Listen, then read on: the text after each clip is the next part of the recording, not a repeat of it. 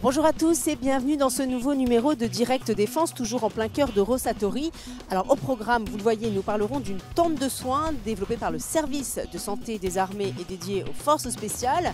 Focus aussi sur Boderop, c'est un porte-charge intelligent qui sera sans doute très utile aux forces. Et puis en exclusivité, le futur poids lourd des forces spéciales présenté pour la première fois sur un salon. Mais tout de suite, nous avons rendez-vous avec le César, le camion équipé d'un système d'artillerie de l'armée de terre. Alors sa mobilité et sa rapidité l'ont emmené sur de nombreux théâtres d'opération, le Liban, le Mali ou encore l'Afghanistan. On le découvre tout de suite sur ces images.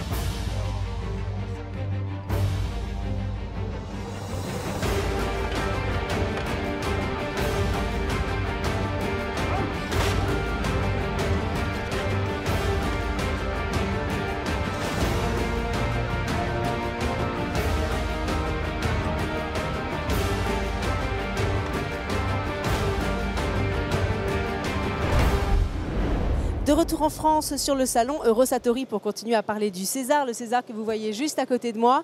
Et pour en parler, je me tourne vers Claudine de la DGA. Bonjour Claudine. Bonjour. Alors ce matériel, c'est un véritable matériel high-tech. En quoi est-ce qu'il constitue une rupture technologique? En fait, le César est le premier camion qui est monté, le premier canon 155 mm monté sur un châssis à roues. Ce qui a créé une rupture au niveau dans le système d'artillerie. Car habituellement, c'est monté sur des porteurs chenillés. Ce système-là lui confère de nombreux avantages. Des avantages sur le plan stratégique, car il est complètement aérotransportable par le C-130 et le A400M, mais aussi sur le plan de la mobilité tactique, parce qu'en fait, il peut atteindre une vitesse de 80 km/h sur route et une autonomie de plus de 600 km. On l'a compris, un petit bijou de technologie. On va voir ce qu'en pensent ceux qui l'utilisent au quotidien, l'armée de terre.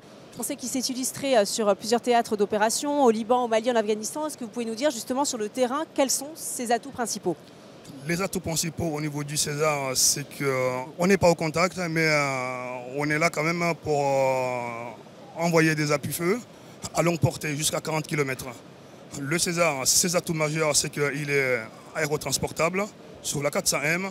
Et au niveau de la mise en batterie, on est à peu près à 3 minutes, arriver sur position, mettre en batterie et la sortie de batterie.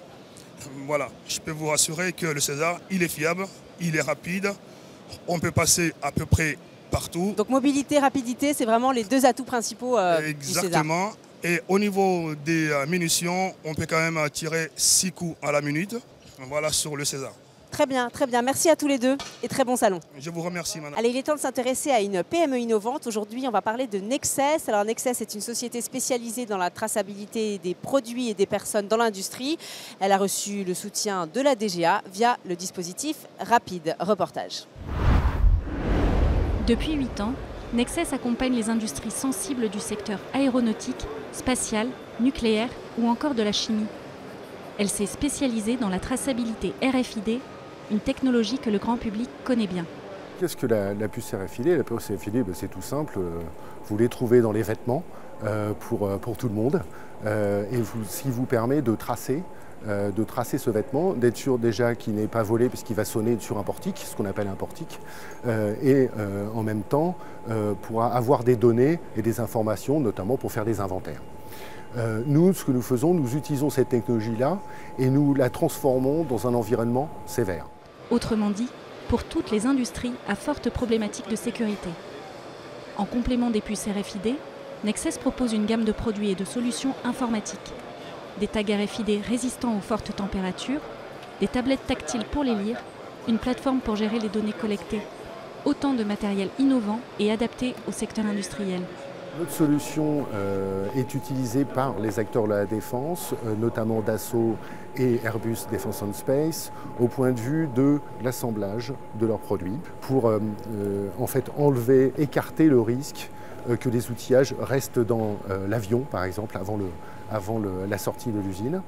Et puis, notre volonté, c'est d'avoir commencé avec ce secteur d'activité pour s'orienter vers les produits finis, et notamment dans la défense. Un exemple, la gestion du matériel pour l'armée, notamment, pourquoi pas, fusils d'assaut, des casques spéciaux en vue nocturne, ou des choses comme ça, pour pouvoir gérer ce stock qui est très sensible. Aujourd'hui, 20 des 30 salariés de Nexes se consacrent au développement de ce type de produit. Une stratégie d'entreprise qui lui permet de garder une longueur d'avance sur ce marché.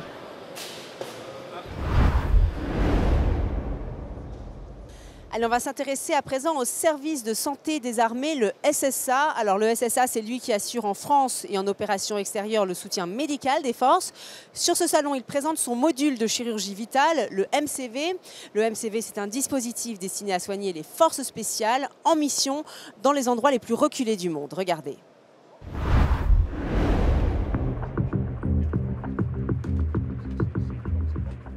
Derrière moi, vous voyez le chirurgien et l'infirmier anesthésiste qui sont en train de prendre en charge un blessé grave, blessé de la face et du thorax. Le chirurgien est en train de mettre en place un drain thoracique, permettant ensuite de ventiler le patient, de procéder à l'anesthésie générale et éventuellement de procéder à une intervention chirurgicale. Nous ne sommes pas aux urgences d'un hôpital, mais bien sous la tente du module de chirurgie vitale du service de santé des armées. Le module de chirurgie vitale est une petite structure très légère, très mobile, contenu dans 8 caisses aérolargables, et nous travaillons sous tente, en milieu désertique et en milieu isolé. Ce module est extrêmement mobile et léger. Il peut être déployé dans un avion tactique, il peut être déployé dans un bâtiment de la Marine nationale, il peut être déployé à terre, sous tente ou en structure en dur, et peut parfaitement soutenir les actions des commandos. Déployés en milieu hostile, les forces spéciales ont un réel besoin de structures médicales mobiles et autonomes. Le module de chirurgie vitale est totalement éclairé par un industriel français qui a réalisé sur mesure le lot d'éclairage totalement autonome sur le plan électrique également, puisqu'il fonctionne sur batterie pendant presque 24 heures.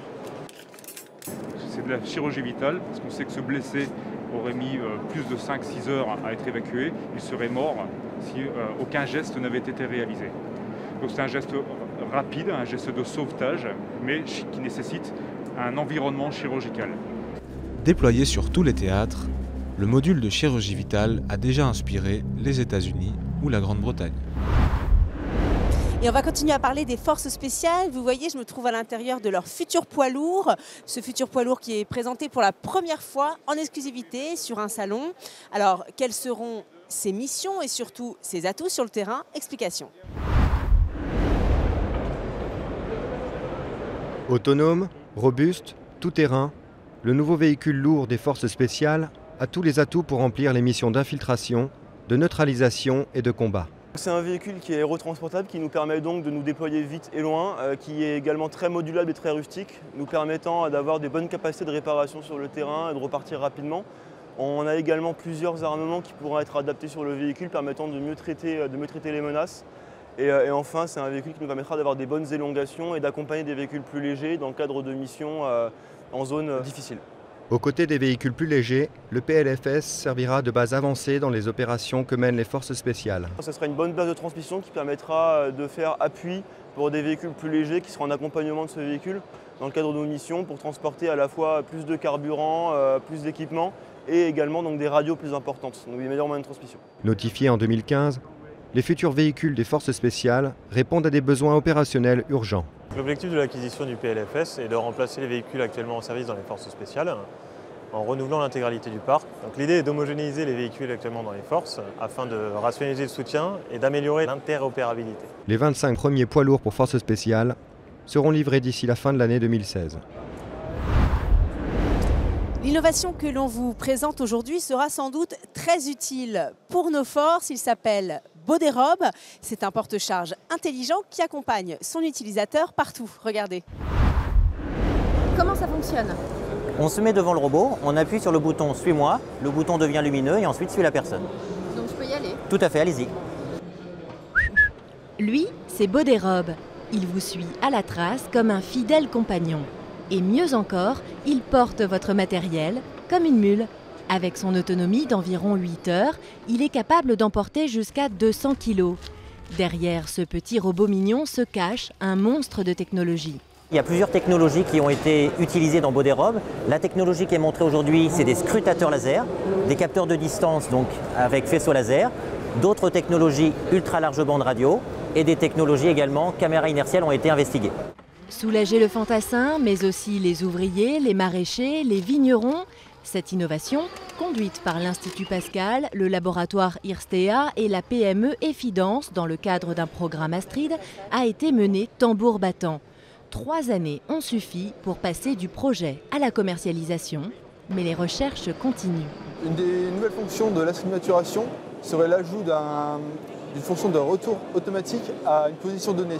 Retourner tout seul à sa position d'origine, un jeu d'enfant pour Boderob grâce à sa fonction GPS et sa capacité à éviter les obstacles. Un robot utile et intelligent. Et voilà, c'est la fin de notre JT Direct Défense. On espère que ça vous a plu. On se retrouve demain pour le dernier jour du salon où on parlera du NH90. En attendant, on se quitte sur ces images du stand du ministère de la Défense. À demain.